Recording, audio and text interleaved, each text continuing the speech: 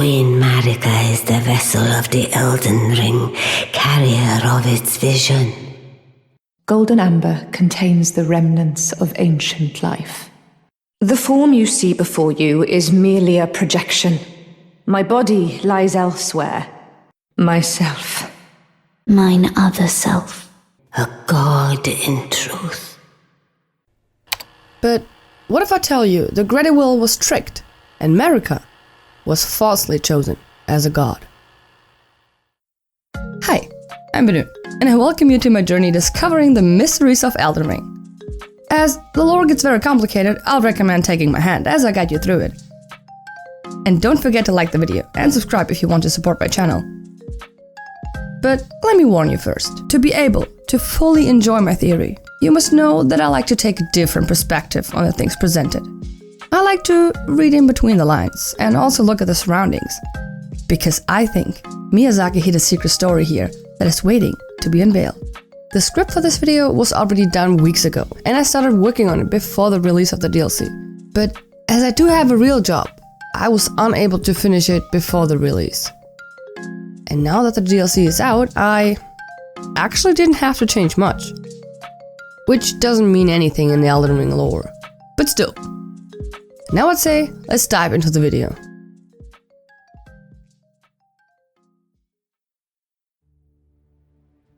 Marika was the catalyst for most events happening in the game.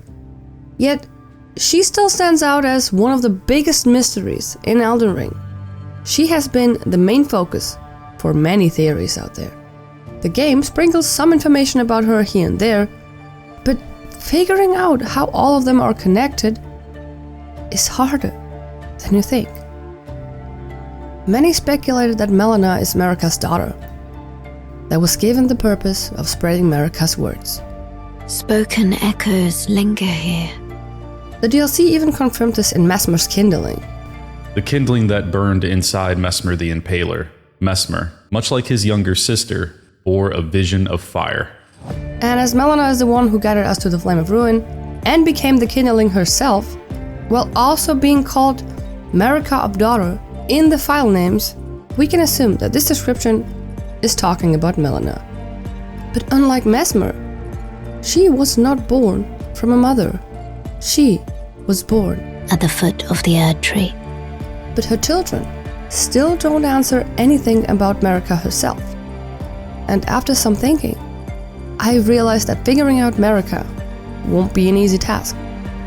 So I gathered every information about her and tried to connect them. And I think I figured out who or what Marika actually is.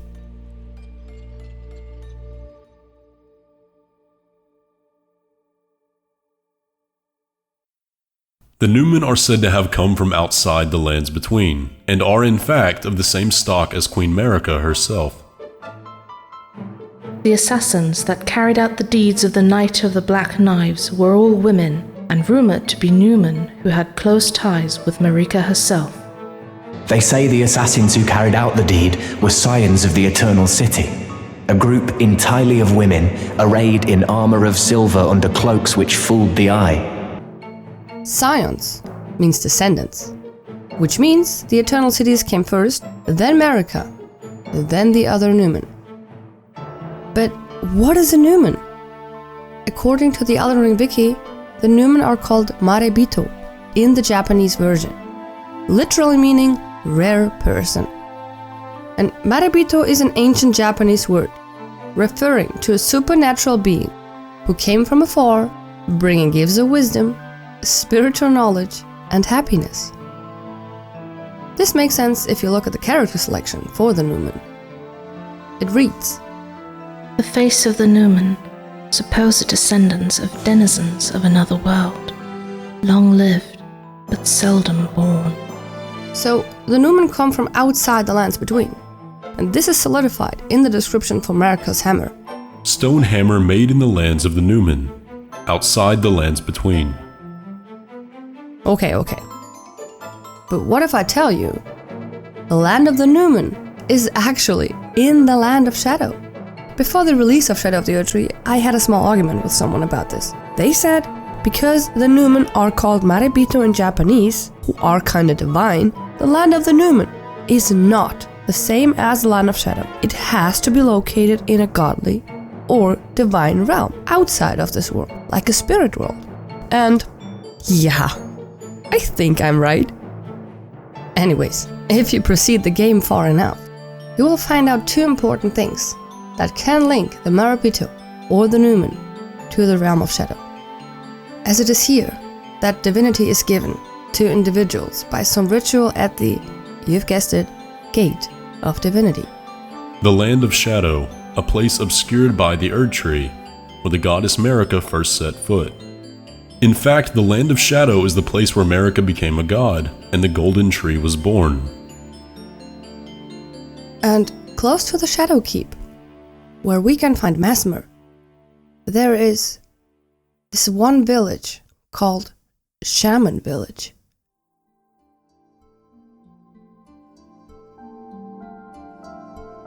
Secret incantation of Queen Marika, only the kindness of gold without order, creates a small, illusionary Erd tree that continuously restores the HP of nearby allies.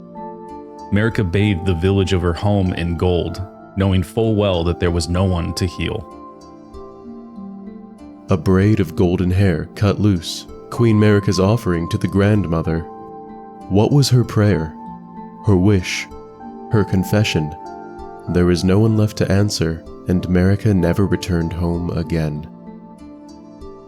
So, according to those item descriptions, this village is Marika's home. Yet not much is known about this village, and the information about Marika is vague. But I think we can get some clues if we look at the surroundings.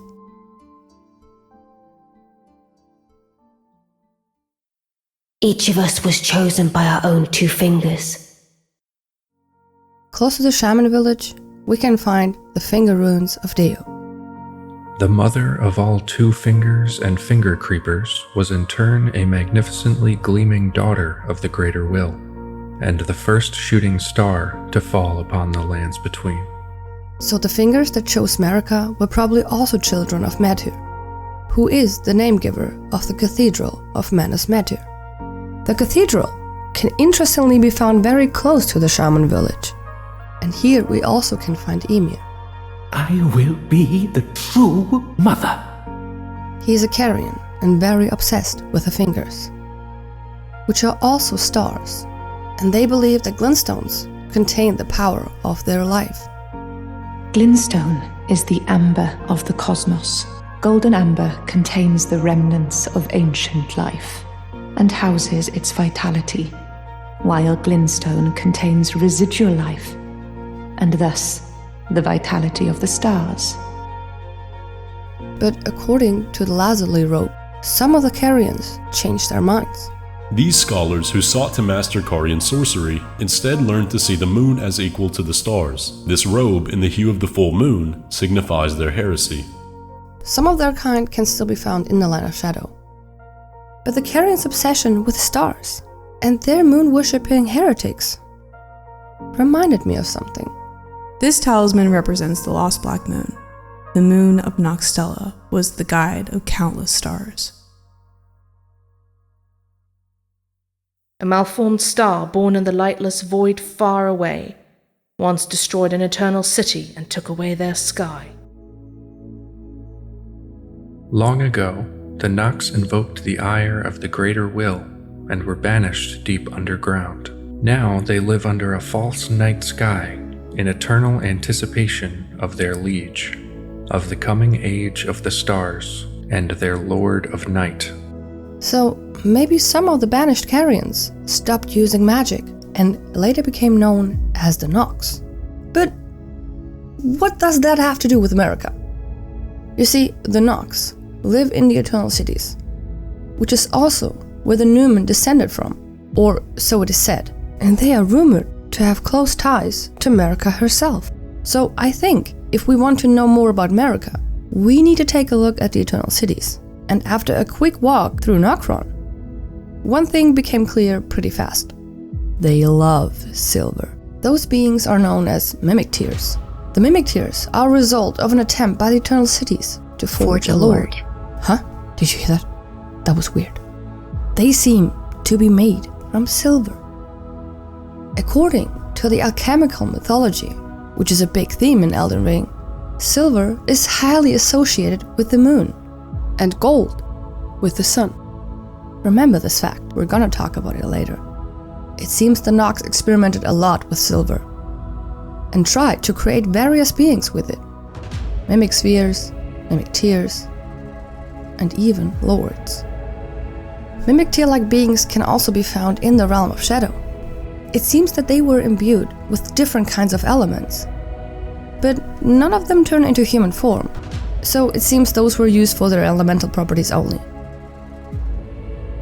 What is interesting is that the same creations we can find underground can also be found in Raya Lucaria.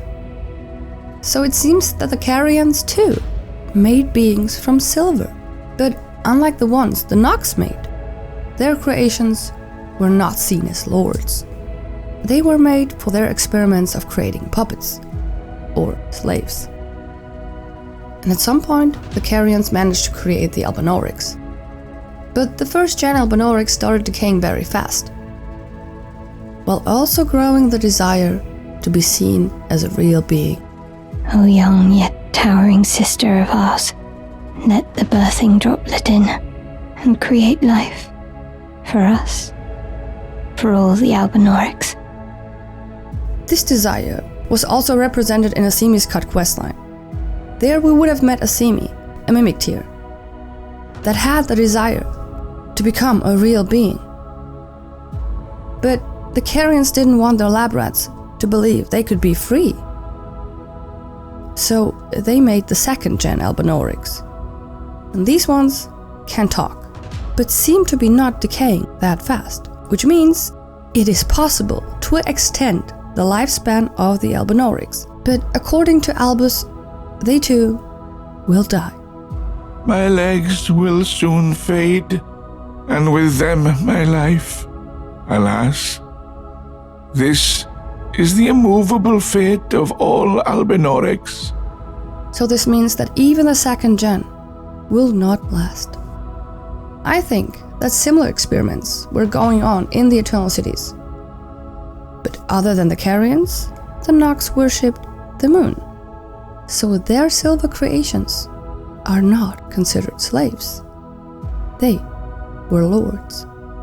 A hardened husk shed by a formless life form known as the Silver Tear, found in and around the Eternal City. The Silver Tear makes mockery of life, reborn again and again into imitation. Perhaps one day it will be reborn a lord. As this was a lot of information, let's take a step back and focus on Marika again. Let's take a look at her. Do you notice something weird? Yes, her skin. Why does it look like a silver tear husk? You've seen the thumbnail. You know what I'm going to say. I think Marika is a silver tear being.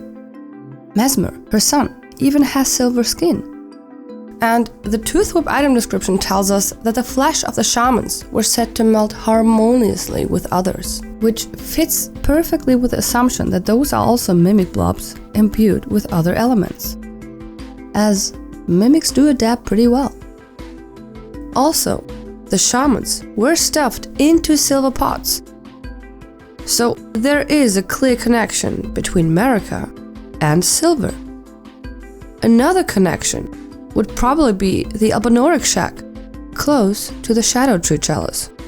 So, if Marika is a silver being, why was she chosen as a god? What made her so special?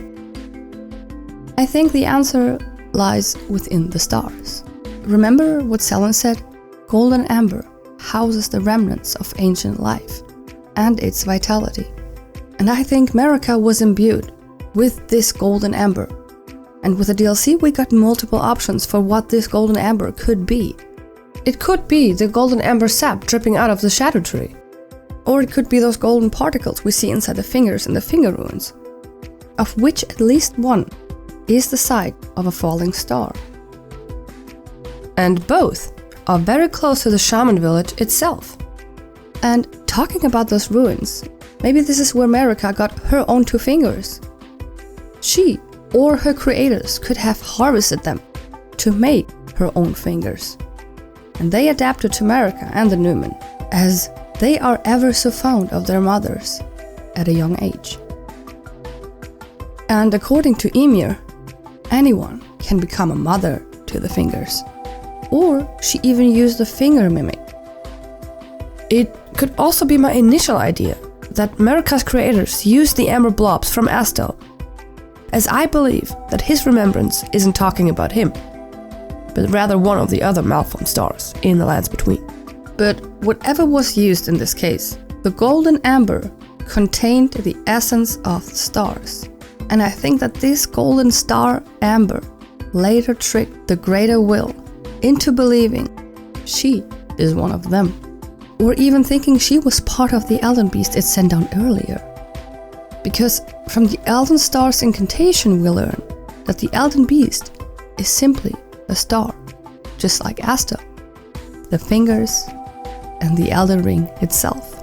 Or the fingers she raised told the greater will to do so, and as itself sent the fingers down in the first place, it trusted them. But all silver creations are destined to die, even the ones with extended life.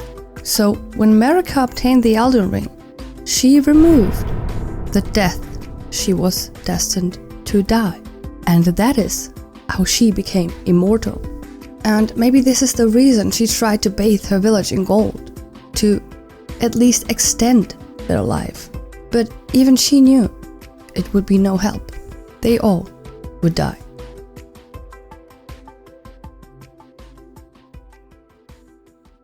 Okay.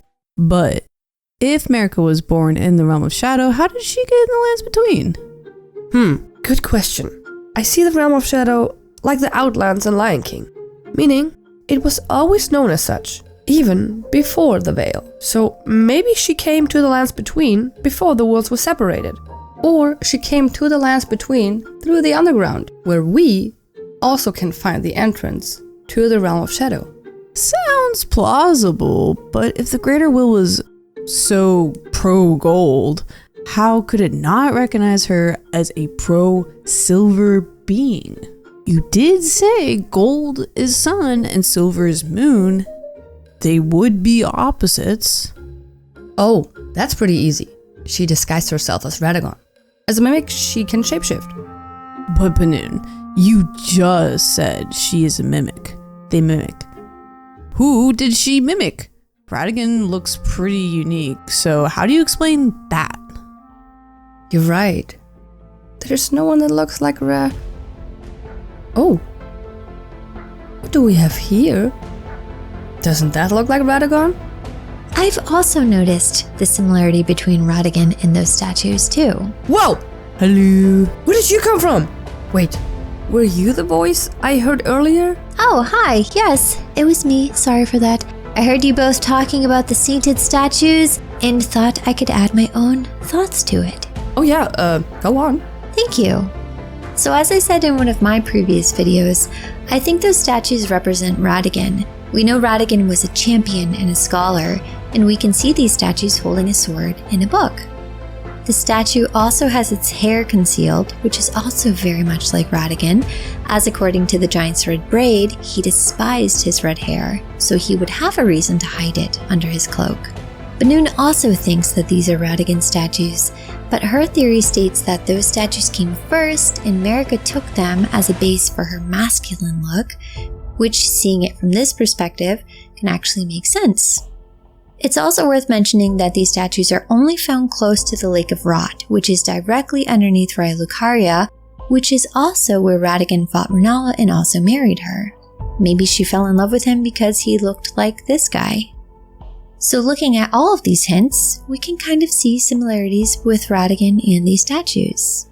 Marika may have even copied the personality of the person depicted in this statue, as it would explain how Radagon, who just arrived in the lands between with Marika, became a well-known individual so fast.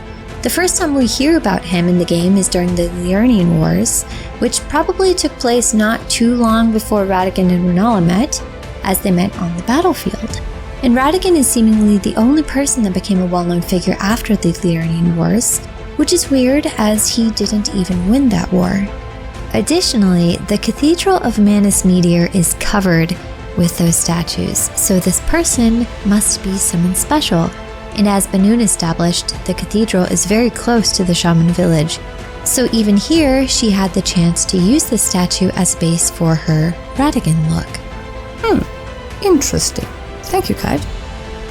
So all this is under the assumption that Radagon was always Marika. Oh fuck. I meant Radagon was always Marika.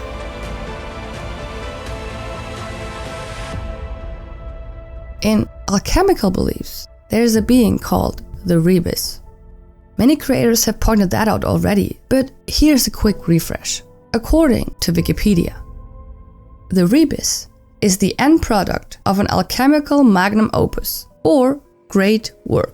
To achieve this great work, one had to go through the phases of rigor mortis, purification, and separating one's opposing qualities. This will result in the qualities reuniting and creating a being that is both male and female. The male is then associated with the sun, and the female with the moon. I will link you some videos in the description where this phenomenon is described in more detail. Now, what I believe is that Marika is the result of this great work. At first, I thought her creators are the Nox, which is still possible somehow, but it seems to be the Hornsent who made the shamans, or Newman. I had the thought the Nox are a combination of the heretic Carians that started worshipping the moon and the hornless Hornsent, which could explain why the Hornsent call her perch a betrayal, as she was made by one of their kind. But whoever it was, they used the pure gold from space and their silver that had been reborn again and again to achieve it. And I think Marika, being half gold and half silver, would explain the eternal fights between Marika and Radagon, as she is the moon and Radagon is the sun. Sun and moon are opposites of each other. So them having opposing desires and intentions could be due to them having one body, but two minds. One for silver and one for gold. Also, if I might interject. Hi Tim, yeah, go on.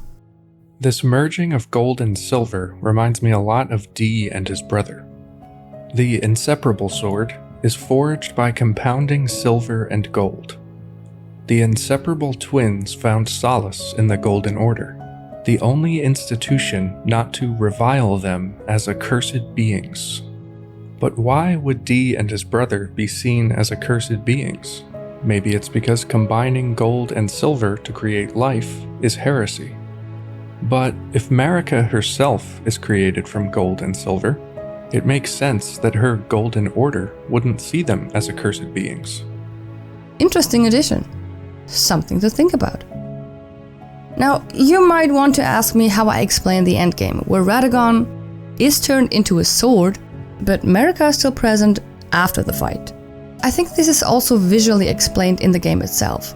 So when Marika shattered the Elden Ring, it had a physical impact on her.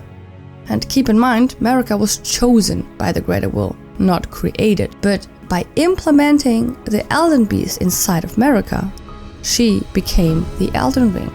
So by shattering it, she shattered herself with it. So isn't it possible that during the shattering, Marika split herself from Radagon, and now free from her gold, her body started crumbling. Hello, other you, O Radagon, leal hound of the Golden Order. Thou art yet to become me. Thou art yet to become a god. Let us be shattered, both, mine other self. And I think that Marika, with all the knowledge she gained from her time as Radagon with Rennala, transferred her essence into another body to stay alive. You've helped me fill a new body once again. And with her soul gone now too, her body started to harden and to break. Moxie seems to think that her essence is within the round table. Maybe she entrusted her essence with Hugh, but the gold she removed from herself, Radagon, kept her body, so that he could still take care of the Elden Ring. And it is possible that the Marika we see at the start of the fight is actually Radagon, impersonating Marika. And the corpse at the end is, well, her actual corpse. Thou art yet to become me. Thou art yet to become a god.